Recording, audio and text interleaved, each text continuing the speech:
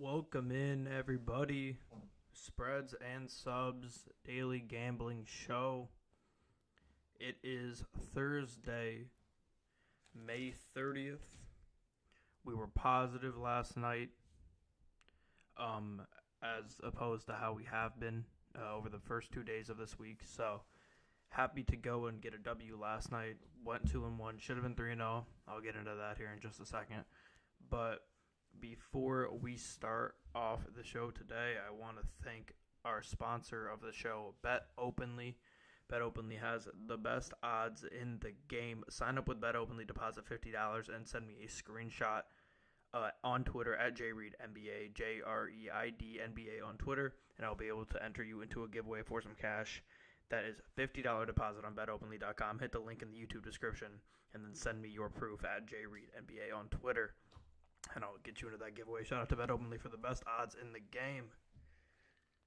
All right, we will move on to talking about last night. Got my sweet tea with me. We're ready to go. We're in a good mood today. We feel good about what we see on the board so far today. So, let's start here. I'll start by saying, rocking the Kentucky today. Jackson Robinson, sixth man of the year last year in the Big 12. Left the draft. He was committed to going to the draft, withdrew from the draft, and transferred to Kentucky, so that's a big get for Mark Pope and his staff. That has nothing to do with what we're talking about today, but I had to point it out because I'm gassed about it. So, we'll talk about yesterday, Wednesday. We went 2-2 in WNBA, 0-1 in NHL, 3-2 in MLB, for 5-5 overall, and 2-1 in our best bets. For anybody that's new to the show, every day I give you 10 picks. I cut those 10 picks down to my favorite 3, and those are the 3 that go towards our best bets record. Our best bets are not like what I think is most confident to hit. Our best bets is what I think is the best value for a pick that I think will hit. So I'm not going to go give you a bunch of minus 200s, minus 300s, and then go like 30-5. I'm not going to give anything worse than, at very worst, like minus 120, minus 125, and I give a lot of plus money picks out. So, regardless, we are 4-5 in the week on our best bets, 25-26 lifetime, hanging around that 50% mark, or I should say lifetime for the show, hanging around that 50% mark. We look to move up. We should have went 3-0 yesterday. Sadly, the Astros money line we had, Astros blew a 1-0 lead. They then went 1-1 into the 10th, and the Mariners walked it off in the 10th. So, sucks to see. Astros are the best batting average team in the league. Can only put up 1 run against the Mariners. Suck to see. But regardless, we move on today with another NBA game we have. Western Conference Finals Game 5. So I have 5 picks in the NBA. I have 2 picks in the WNBA. And I have 3 picks in the MLB. So, let's start off with the Wolves Mavs playoff game, Game 5. I got Wolves minus 4.5. Something tells me that the Wolves are just really due for a good game here. They've had a lot of, honestly, even the games they've been close in, they haven't played to their best ability. They've still been in all 3 of the games that they lost in this series. Cat, who is their number 2, and they absolutely need him to score the basketball to win. He was horrible in all those 3 games, and they were still in those games competing and had a chance to win those games late. So I think the Wolves are going to go back home here. I think they have some momentum finally. I think Cat plays a lot better at home. I think we see McDaniels and Naz Reid play a lot better at home. And for that reason, I think the Wolves win this game. All right. Sorry, you two, for not pulling that pick down. That's on me. Pick number 2 here. We have Wolves, Mavs, over 209.5. Every game outside of the last game for the Mavs-Wolves has gone over. The last game was a rare outlier where barely any of the stars were efficient, except for Cat, honestly, which is a surprising one. He was the only efficient star in that game. Ant scored a lot of points, was not super efficient. Luka scored a lot of points, was not super efficient. Kyrie scored a lot of points, was not super efficient. I think we see at least 2 of those 3 guys between Ant, Luka, and Kyrie have significantly more efficient games overall. Mavs know they need to win ASAP for the rest. They'll get the match over. So, it's the playoffs. Everybody's got to win at the end of the day. But I just think we see significantly better games from guys like Ant and guys like Kyrie, so that's why I'm going with the over. The reason I'm assuming that comment, Zach, was about the first pick, the Timberwolves pick. I agree with the sentiment that the Mavs need to win. That's also a lot of pressure. I mean, the Timberwolves need to win too. They're down 3-1 in the series. They need to win too. So at the end of the day, I don't know. The fact that the Timberwolves are at home, even though they've lost their first 2 games at home this series, and they lost a lot at home in the last series, something tells me that they are going to at least win tonight. And I think the series ends in 6 in Dallas on, Saturday they play, I think. So we'll see. But this whole series is just I don't want to say a guess, but you never know, honestly. So, did I have anything to say about Mavs-Wolves over outside of what I did say? I don't think so. Yeah, like I said, out of the 3 stars, Luka, Kyrie, and I think at least 2 of the 3 have significantly better games and more efficient games overall. So, moving on here to third pick of the day, we have, it's not scrolling down for me. It's all right. Naz Reid over 11.5 points at plus 105. Naz's first bad scoring game was game 4 due to not having as many shots. He was still efficient. I think he was 3 for 5 from the field in game 4, but he only had 6 points just because he had a low amount of shots. This 11.5 covered super easily in the first 3 games of the series. This is one of his lower lines in recent time because he's been so good in the playoffs and in the series. I expect him to just get a lot more shots in game 4, more volume. He's a good enough player that the volume is just going to get him up. Home court is huge for the Wolves and generating momentum. Yeah, exactly. That's how I feel. I think the Wolves are just in those first 3 games, Zach, and at the end of the day, they finally got one in game 4. They should have probably gotten one in the first 3. They just couldn't close out. They finally closed out in game 4, and I think closing out one of these games is going to give them enough momentum to at least get them through this game at home court. That's just how I feel about it. Would I be shocked if the Mavs go out there and win tonight? Absolutely not. But regardless, and the line being 4.5, I know it's going to have a ton of people take it. And I hate to be the guy who's trying to speculate what Vegas is trying to trap people into because that's such a dumb fucking thing to do. But I'm going to do it here because it seems like this is Vegas' chance where they're like, let's make the Wolves bigger favorites so people don't take the Wolves to win. And maybe now they're going to take Dallas plus the points or just money line completely because they've already won every game in Minnesota. Minnesota has lost almost every game in their home stadium in the past 2 rounds. But regardless, that's kind of speculating. We'll move on here to my 4th pick of the day with, Jesus, the scrolling is just never clean. Okay, Rudy Gobert under 10.5 rebounds. I love this pick, to be completely honest. This is hit in half the games of series. The 2 games where it didn't hit, he had exactly 10 rebounds. So he hasn't been crushing this number at all, and it's still high at 10.5. Lively has not made too much of a difference in Gobert's rebounds, but if he does play, this is even better to get Gobert at under 10.5 rebounds. And I know it was good. Okay, I want to check really quickly to see what this line is at. Might be a longer episode today because I'm checking shit, but it's whatever. All right, let's see. Who was it? Bro, what? Oh. Okay. Rudy Gobert. Rebounds. Under. Okay, wow. On FanDuel, they're under. I'm looking at just best odds on the market right now. I'm not a FanDuel guy, but under 11.5 at minus 125. Is a really, really good line. I think we're going to take the under 10.5. What up, Alec, in the chat? I see you. We're going to take Rudy Gobert, that under 10.5. Like I said, if Lively plays, that's even better for us. If he doesn't, I still love the line. He has just covered it by a half point in 2 of the 4 games and didn't cover it at all in the other 2. So I'm very confident in Rudy here tonight. Or very unconfident, I should say, in Rudy here tonight. All right. Next one here. My final NBA pick of the day with Daniel Gafford over 6.5 rebounds at plus 105. He's been getting heavy minutes since game 5 of the first round.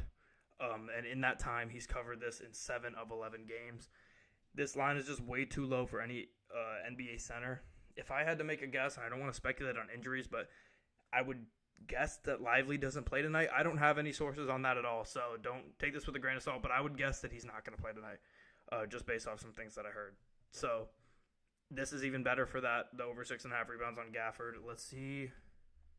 Let's take a look at what that line's at. We are checking lines today, boys. We are checking lines. Let's see. Player props. Jesus, bro. They hide rebounds on some of these. Okay. Gafford. Yeah, over 6.5 is minus 110.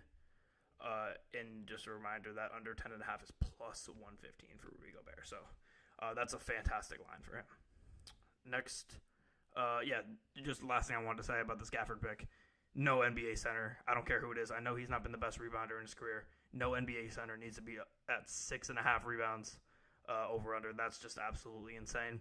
And I know it says plus 105 on the screen. It's moved down to minus 110 now. So the bets are flowing in on that Gafford pick. So, and that's at the end of the day. That's how I know that at least some of my research that I do on these picks is worthy. Is because so often I take most of my notes the night before I record. So like somewhere around 1 a.m., 2 a.m. this morning, I guess, is where I'm taking these picks. And then I wake up the next morning and so many of the lines are just so far moved. And usually in the direction of what I'm betting. It's never, oh, this is worse odds now. It's never that. It's always, this was plus 105 when I went to bed. I woke up and now it's minus 110. But, I mean, that's the game we play. That's why sometimes I do take bets the night before just because I want to be safe if I really like the line. So, and that'll actually transition us nicely in here to WNBA. But first, I'm going to reiterate these 5 NBA picks too. Wolves minus 4.5, Mavs-Wolves over 209.5, Naz Reid over 11.5, Rudy Gobert under 10.5 rebounds, and Gafford over 6.5 rebounds. So, moving on here, like I said, some of these picks I just take the night before because I don't want the odds to change. This is an example of one of them. Storm Fever under 167.5. Both these teams have really, really bad offensive ratings. The Storm are 10th in offensive rating, and the Fever are 11th. While the Fever have been the worst defensive rating team so far, the Storm are ranked 3. They've been pretty solid on defense so far. I think we're going to see a bit of a struggle with the Fever and Caitlin Clark's offense in this game against the Storm. All of the Fever games have had high over-unders due to a lot of hype around this team. Of course, Caitlin Clark is amazing.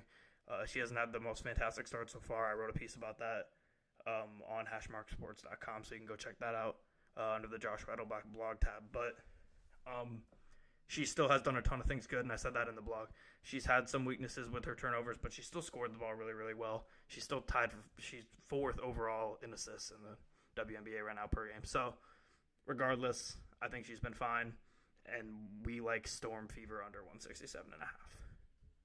Next pick here, second and final WNBA pick of the day. We're going to take the Sky. Let's see what the line is now. It should be 4.5 still. Yeah, it's still 4.5. Sky minus 4.5 against the LA Sparks. The line was moving last night early in favor of the Sky. It has stopped now at minus 4.5, but I believe it started at minus 2.5 for the Sky. Both these teams are in the middle of the pack offensively. They're both in the middle of the pack defensively. The Sky are slightly better on both ends and significantly better on defense than the Sparks. The Sky have a lot more experience. No Cordosa yet still for the Sky. I believe she is going to come back like in a couple days. They play the Fever in a couple days. I think she's supposed to come back for that game, so that would be great. But regardless, we like the Sky minus 4.5 here against the Sparks. And those are our 2 WNBA picks. Storm Fever under 167.5 and Sky minus 4.5. Moving on here to Astros Mariners under 7.5 in the MLB. Mariners have been barely scoring the ball recently. Arrieta's on the mound for Houston, and he's not been great. But the Mariners' lack of hitting should make up for it. Gilbert's on the mound for the Mariners. He has a 3.06 ERA and is trending towards getting in the 2s. Neither of these teams have been great so far this specific series at scoring runs.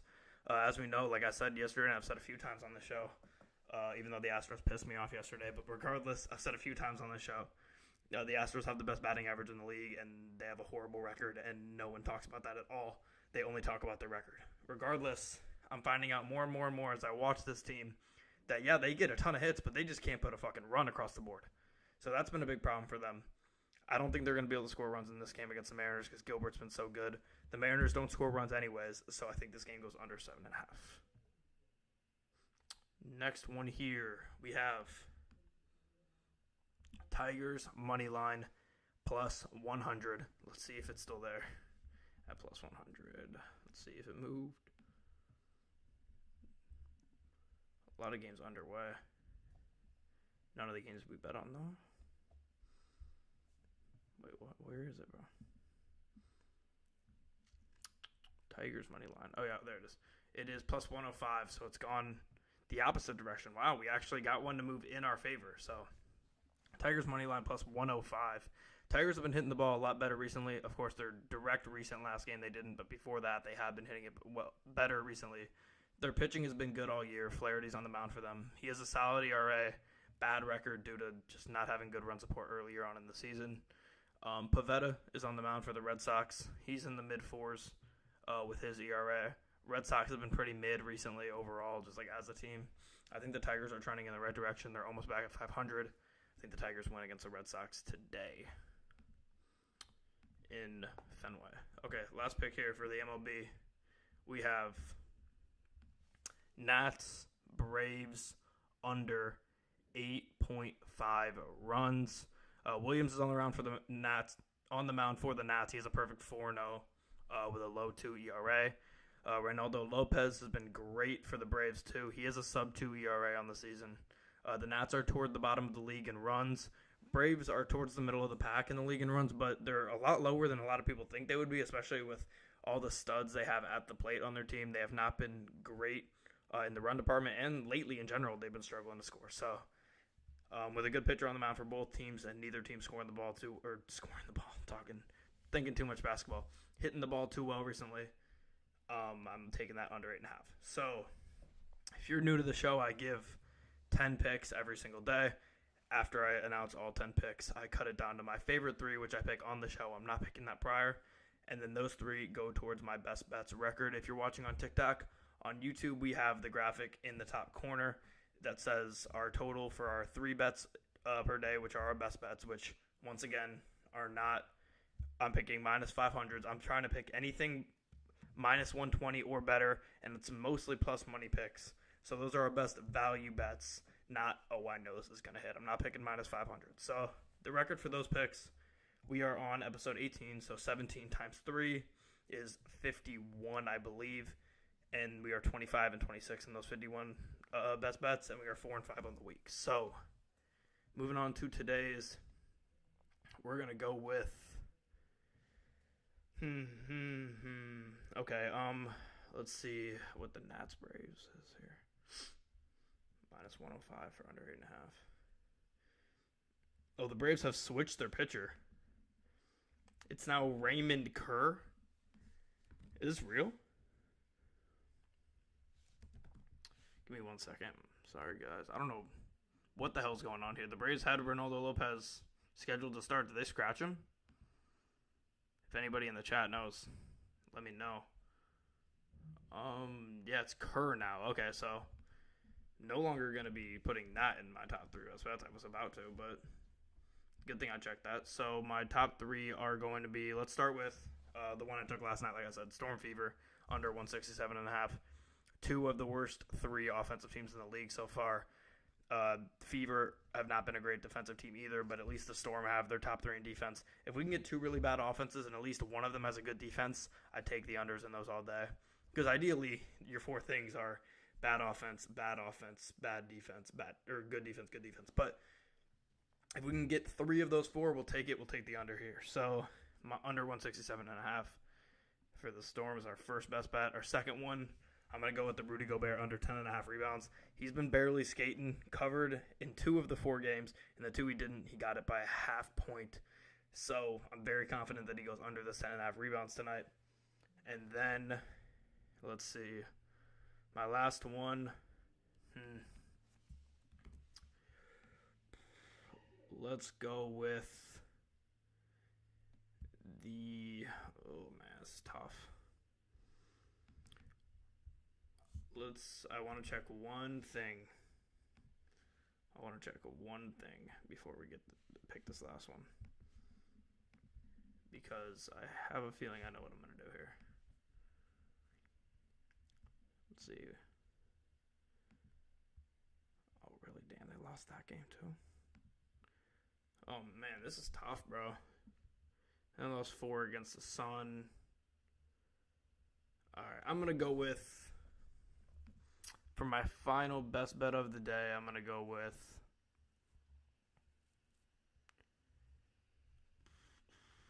this is genuinely really tough. I'm going to go with the over 209.5 in the Mavs-Wolves game. Like I said earlier on in the show, their stars for both teams were super inefficient. In the last game, which was the only game, Game 4 was the only game where it went under this 209.5. They've been over in every single game outside of that one. And when you have 3 guys like Ant, Kyrie, and Luka who were super inefficient in that Game 4, you cannot predict all 3 of them to be super inefficient again. Regardless of what Cat does, I think this game goes over the 209.5. So our 3 best bets looking to go back over 500 for the week are Mavs-Wolves over 209.5, Rudy Gobert under 10.5 rebounds, and Storm Fever under 167.5. Those are our 3 best bets for the day.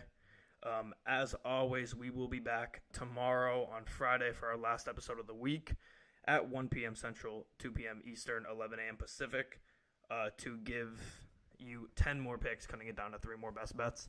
As always, a shout out to our sponsor, Bet Openly, for sponsoring the show. Go to the link in the YouTube description. Sign up with Bet Openly, deposit $50, and send me a screenshot on Twitter at JReedNBA. That's JREIDNBA on Twitter, and I'll be able to enter you into a giveaway for some cash. Shout out to Bet Openly for sponsoring the show.